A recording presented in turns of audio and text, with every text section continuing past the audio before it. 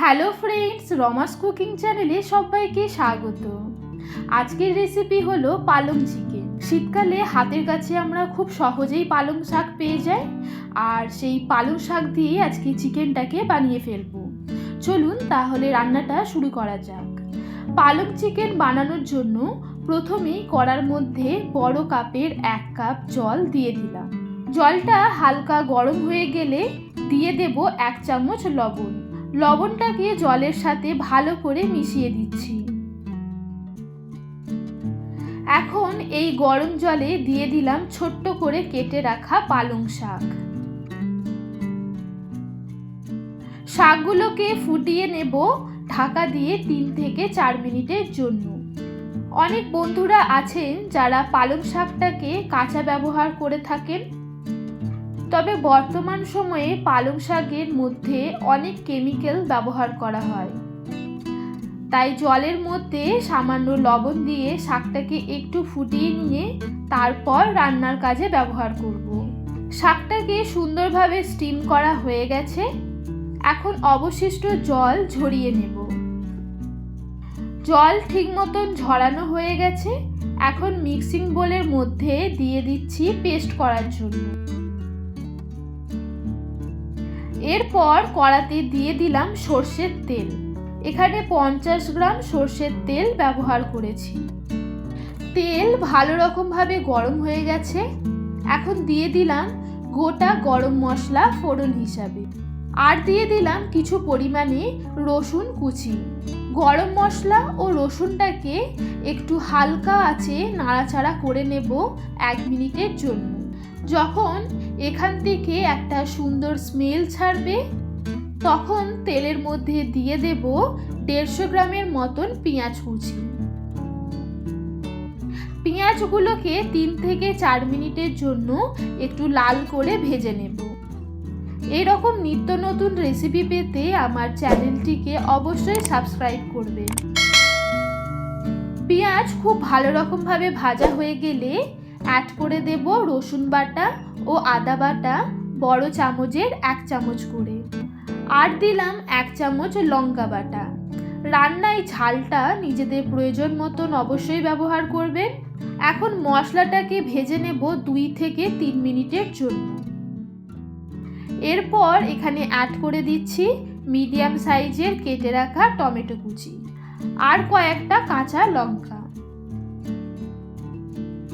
একটু নাড়াচাড়া করে মশলাটাকে ঢাকা দিয়ে রান্না হতে দেব 4 মিনিটের জন্য। মশলা কষানোর সময় মনে করে গ্যাসের ফ্লেমটাকে মিডিয়ামে রেখে দেবেন। 4 মিনিট পর ঢাকা খুলে মশলাটাকে একটু নাড়াচাড়া করে নিচ্ছি। এরপর দিয়ে দিচ্ছি পরিষ্কার করে ধুয়ে নেওয়া চিকেন। 600 গ্রাম চিকেন ব্যবহার করেছি। এখন মশলার সাথে চিকেনটাকে খুব ভালোভাবে মিশিয়ে নেব। তারপর চিকেনটাকে ভালো করে ভেজে নেব 3 থেকে 4 মিনিটের জন্য, অবশ্যই মিডিয়াম ফ্লেমে। মাংস ভালো করে ভাজা হলে এর স্বাদ কিন্তু দ্বিগুণ বেড়ে যাবে। এরপর ঢাকা দিয়ে রান্না হতে দেব 5 মিনিটের জন্য। 5 মিনিট পর চিকেনের মধ্যে দিয়ে দিলাম স্বাদ মতন লবণ আর 1 চিমটি হলুদ গুঁড়ো আর একদম সামান্য কাশ্মীরি লঙ্কার গুঁড়ো। এই রান্নাতে হলুদ বা কাশ্মীরি লঙ্কার গুঁড়ো একদমই ব্যবহার হয় না বললেই চলে। তবে যেসব বন্ধুরা আমার মতন সাদা চিকেন খেতে একদমই পছন্দ করেন না, তারা সামান্য করে হলুদ এবং লঙ্কার গুঁড়ি ব্যবহার করতে পারেন। এখন একটু চিকেনটাকে কষে নিচ্ছি। এরপর দিয়ে দিলাম 1 চামচ করে জিরে গুঁড়ো ও ধনে গুঁড়ো। চিকেনটাকে ভালো করে নেড়ে চেড়ে ঢাকা দিয়ে রান্না হতে দেব 15 মিনিটের জন্য। 15 মিনিট পর চিকেন প্রায় 70% সেদ্ধ হয়ে গেছে। এই পর্যায়ে দিয়ে দিলাম পালং শাকের পেস্টটাকে। বাটিটা ভালো করে অল্প জল দিয়ে ধুয়ে সেই জলটাও চিকেনের মধ্যে ব্যবহার করলাম। চিকেন এবং পালং শাকটাকে ভালো করে মিশিয়ে নেব।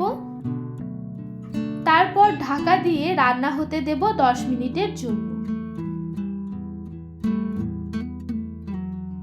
10 মিনিট পর চিকেন সম্পূর্ণ সেদ্ধ হয়ে গেছে। এখন দিয়ে দিলাম 1 চামচ চিনি। যেহেতু নর্মালি শাকের মধ্যে আমরা রান্নার সময় চিনি ব্যবহার করে থাকি স্বাদের ব্যালেন্সটাকে ঠিক রাখার জন্য, তাই এখানেও 1 চামচ চিনি ব্যবহার করলাম।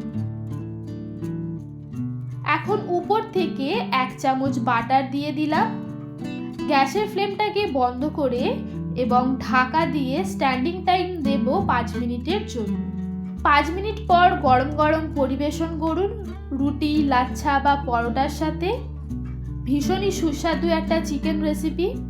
অবশ্যই বাড়িতে রেসিপিটা বানাবেন এবং আমাকে কমেন্ট বক্সে কমেন্ট করে জানাবেন আজকের রেসিপিটা কেমন লেগেছে।